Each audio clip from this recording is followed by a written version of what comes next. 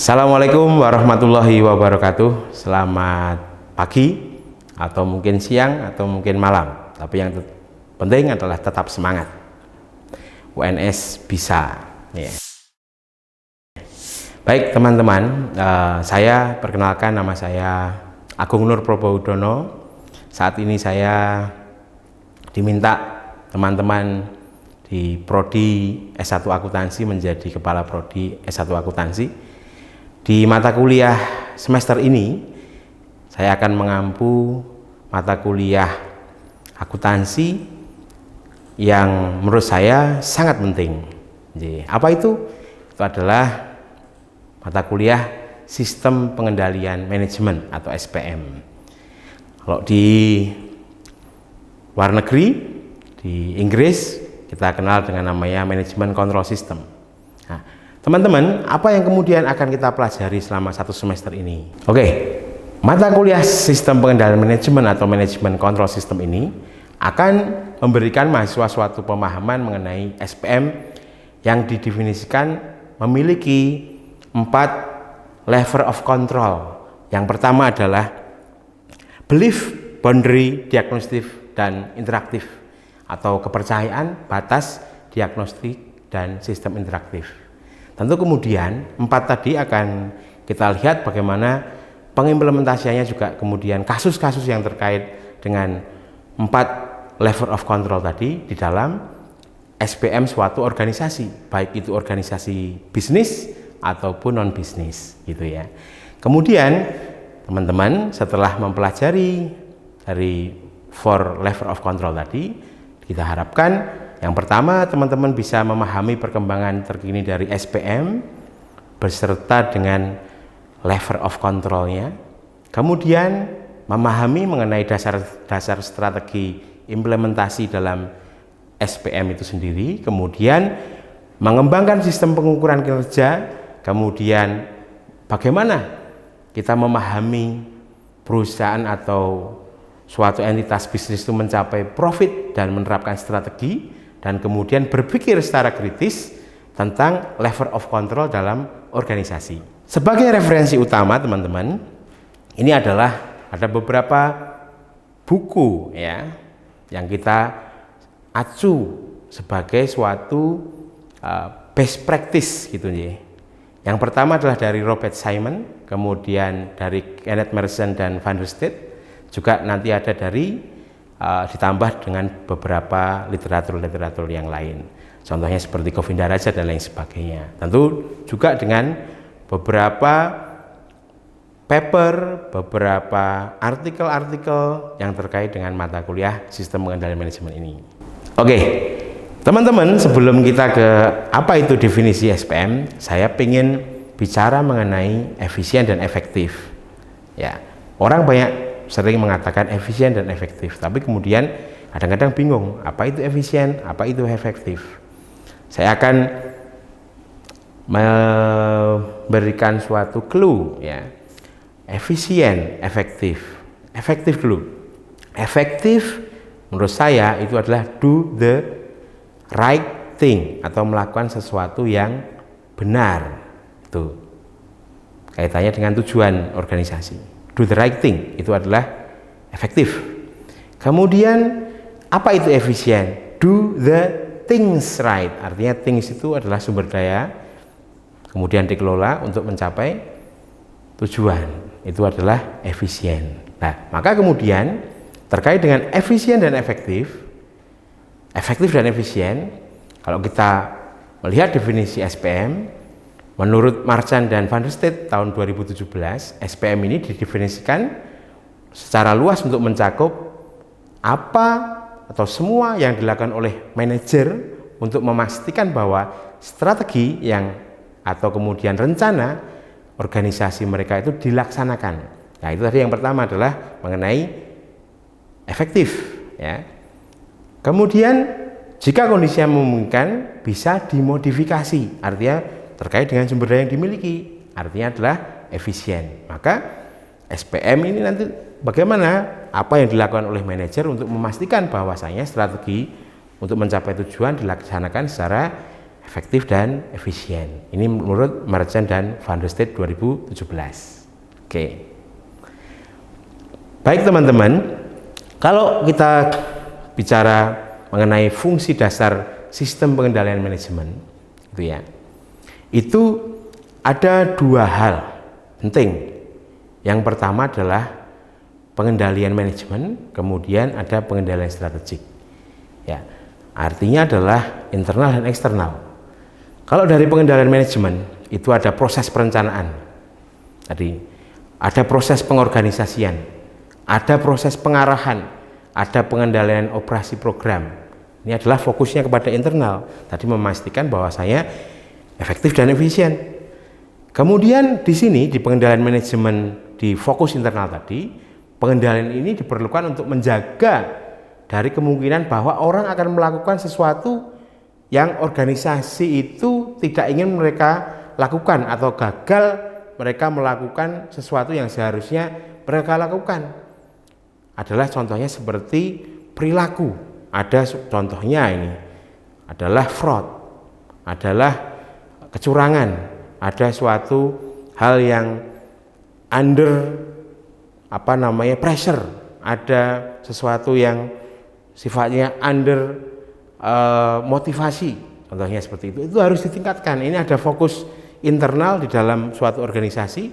Bagaimana kemudian contohnya tadi, mungkin saja apakah kemudian tadi dia under motivate tadi atau motivasi yang rendah tadi karena suatu perencanaan yang kurang matang, gitu ya. Maka kemudian harus direncanakan, ya.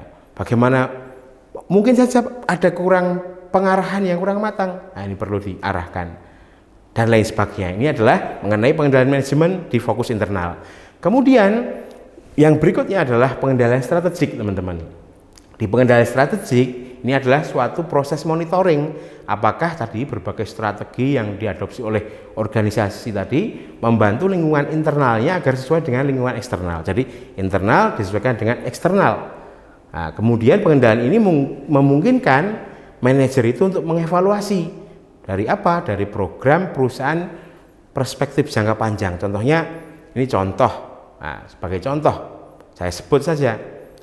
Teman-teman dulu pernah pegang HP Nokia, ya kan? Pertanyaan saya adalah, apa salahnya Nokia? Tidak punya salah, kan? Tapi kemudian tiba-tiba ada Samsung, ada iPhone dan lain sebagainya. Contohnya lagi kamera manual, kamera yang zaman dulu itu ya. Apa salahnya? Fuji film gitu ya, kamera Fuji, ada Fuji itu. Tapi kemudian apa salahnya? Tiba-tiba ada yang namanya kamera digital.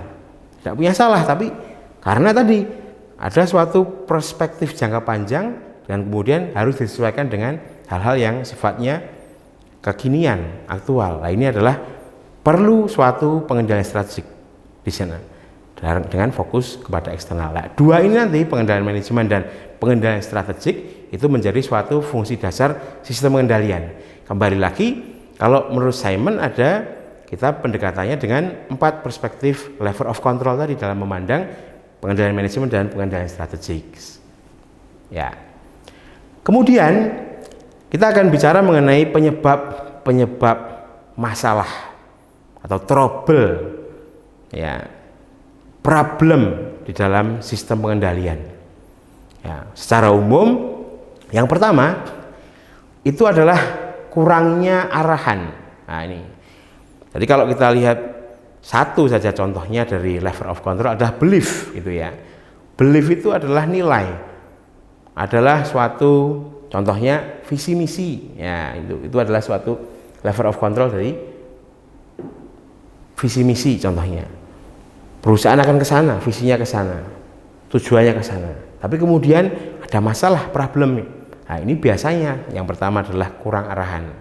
Maka kemudian ketika kurang arahan tadi, nah ini bagaimana kemudian kita bisa memberikan arahan yang baik dengan cara sistem pengendalian.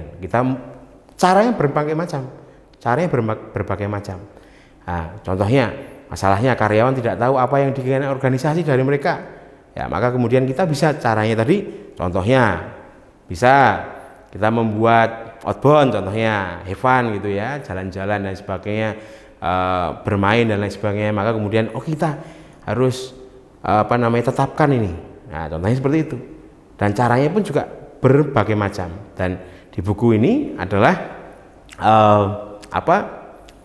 banyak best practice untuk memecahkan masalah-masalah tadi. Nah, kemudian lagi contoh mengenai masalah motivasi. Ini ada tujuan individu dan organisasi yang tidak secara alami. Nah, individu mementingkan diri sendiri. Ada penipuan, kecurangan yang dilakukan oleh karyawan. Nah, banyak ini masalah di sini nih ya, masalah individu. Ini sebagai contoh ini saya sampaikan ya. Kalau kita lihat ya, ada masalah namanya agensi problem gitu ya. Kalau perusahaan itu dengan kepentingan individu mempunyai kepentingan yang berbeda. Perusahaan contohnya mempunyai kepentingan bagaimana perusahaan itu labanya tinggi, ya, profitnya tinggi dan lain sebagainya. Tapi apakah karyawan juga seperti itu? Karyawan tentu dia pengen gajinya tinggi, ya kan? Kemudian kalau gajinya tinggi apalagi yang dia pengenkan? Banyak libur, itu contohnya lagi. Bonusnya banyak. Nah ini kan tidak cocok. Maka kemudian ini harus sinkronisasi. Tujuan organisasi dengan tujuan individu harus disinkronisasikan ya, dengan level of control. Apa contohnya mengenai boundary atau batas perusahaan. Ini ada contohnya adalah mengenai remunerasi. Ini batas, apabila Anda sekian maka remunerasi Anda sekian. Ini sebagai suatu sinkronis dari tujuan organisasi dan tujuan motivasi karyawan. Kemudian yang berikutnya adalah mengenai limitasi personal ya, disebabkan kurang pelatihan, kurang pengalaman, kurang stamina dan lain sebagainya. Nah, ini bisa mengakibatkan beberapa pekerjaan yang mungkin tidak diselesaikan dengan benar. Kemudian teman-teman, mengenai strategi menghindari masalah ini ada beberapa macam cara ya. Yang pertama, kita bisa melihat menghapus aktivitas ya. Kadang-kadang kalau kita rangkum gitu ya, perusahaan itu kadang-kadang saya menghapus aktivitas saja, karena terkadang manajer itu melihat menghindari masalah ini dengan kemudian aktivitas tertentu gitu ya, menyerahkan potensi risiko kepada pihak lain, tapi kemudian juga keuntungannya juga diserahkan kepada pihak lain dong, kan begitu. Maka kemudian risiko itu tidak dihindari gitu ya, tapi kemudian bagaimana kita mengeliminir risiko, mitigation risk itu. Maka tentu penghapusan aktivitas tapi kemudian ada juga aktivitas yang tidak serta-merta kita hapus. Nah, ini adalah bagaimana kita melihat itu secara seimbang. Kemudian otomatisasi, contohnya ada penggunaan robot, sekarang ada artificial intelligence, big data dan lain sebagainya. Ini kadang-kadang bisa mengurangi eksposur organisasi kepada beberapa masalah pengadilan. Kita punya enterprise resource planning dan lain sebagainya. Ini juga bisa menjadi salah satu cara. Akan tetapi tetap yang namanya decision making dari manajer itu diperlukan di sini ya. Kemudian berikutnya adalah sentralisasi. Ada kemudian titik-titik tertentu diputuskan dalam sentralisasi. Baik-baik juga, tapi kemudian harus seimbang. Jangan sampai kemudian sentralisasi itu mengurangi, contohnya tadi adalah mengenai willingness untuk melakukan suatu kebaikan terhadap organisasi. Jangan sampai yang di bawah itu merasa ditekan dan lain sebagainya. Ini maka perlu adanya suatu penyelarasan, keseimbangan. Nah, kemudian berikutnya adalah berbagi risiko ya, risk sharing ya. Berbagi risiko dengan entitas luar ini bisa membatasi kerugian yang ditimbulkan akibat perilaku karyawan yang tidak tetap ya. Contohnya seperti apa? Kemudian kita bisa ada supplier. Nah, ini berbagi risiko dengan supplier. Dengan contohnya lagi kita menggunakan pihak ketiga ya, boleh-boleh saja, monggo. Ini yang penting adalah strategi tadi, masalah pengendalian itu adalah kata kuncinya adalah keseimbangan. Nah, ini tadi keseimbangan mengenai ketegangan organisasi. Apa yang kita seimbangkan? Yang pertama, menyeimbangkan profit, pertumbuhan, pengendalian. Kemudian yang berikutnya, menyeimbangkan hasil jangka pendek dengan kapabilitas jangka panjang dan peluang pertumbuhan. Kemudian menyeimbangkan ekspektasi kinerja dari berbagai stakeholder. Ini sangat penting sekali. Apa itu stakeholder? Nanti teman-teman akan ketemu dengan saya dan akan saya jelaskan bagaimana kita melihat dari sudut pandang stakeholder. Kemudian menyeimbangkan oportunitas dan atensi. Ini juga penting, keseimbangan. Kemudian ada lagi menyeimbangkan motif perilaku manusia. Sangat menjadi kunci dasar. Baik, sebagai kesimpulan teman-teman, ya, di dalam sistem pengendalian manajemen ini kita kembali lagi tadi yang awal saya sampaikan mengenai efektif dan efisien. Ya, sebagai kesimpulan, manajer yang efektif itu adalah mengandalkan pengukuran kinerja dan sistem pengendalian untuk menetapkan arah, kemudian membuat keputusan strategis dan mencapai tujuan yang diinginkan.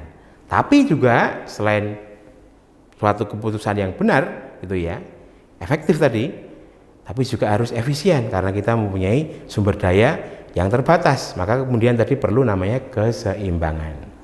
Next, untuk berikutnya dalam satu semester ini, ya, perlu saya sampaikan kita akan mendalami hal tersebut. Ya, yang pertama kita perlu memahami sistem pengendalian manajemen menggunakan level of control tadi yang saya sampaikan, kemudian memahami dasar-dasar bisnis dan bagaimana mengatur kinerja, kemudian menggunakan informasi pengukuran kinerja dan pengendalian untuk membangun profit plan, mengevaluasi kinerja profit strategis dan merancang alokasi aset, menghubungkan kinerja pasar, kemudian ada pengukuran kinerja menggunakan balance scorecard sebagai contoh, kemudian nanti kita lanjutkan dengan beberapa sesi diskusi dan kemudian ada ujian tengah semester. Berikutnya lagi setelah UTS kita akan memperkenalkan namanya menggunakan sistem pengendalian diagnostik dan interaktif. Tadi 4 level control berikutnya gitu ya. Kemudian ada sesi diskusi bagaimana praktek-prakteknya. Kemudian setelah itu menyelaraskan sasaran kinerja dan insentif bagaimana. Kemudian identifying and managing strategic risk tadi yang saya sampaikan mengenai risiko, kemudian implementasi level of control untuk strategi, kemudian nanti diakhiri dengan teman-teman sesi presentasi, sesi saling tukar-menukar pendapat, dan kita akhiri dengan ujian akhir semester. Kira-kira begitu teman-teman apa yang saya sampaikan terkait dengan pengenalan mata kuliah sistem pengendalian manajemen atau manajemen kontrol sistem di akuntansi Fakultas Ekonomi dan Bisnis UNS. Ini sebagai referensinya, silahkan mulai dari sekarang teman-teman untuk mencari itu di perpustakaan, di internet dan lain sebagainya. Dari saya cukup sekian. Sekali lagi sukses selalu untuk teman-teman, tetap semangat, tetap berkinerja tinggi, dan salam sehat selalu. Jaga jarak, jangan lupa pakai masker, ekonomi tumbuh semoga setelah kita bisa melewati pandemi ini. Terima kasih dari saya. Wabillahi taufiq wal hidayah. Assalamualaikum warahmatullahi wabarakatuh. Terima kasih.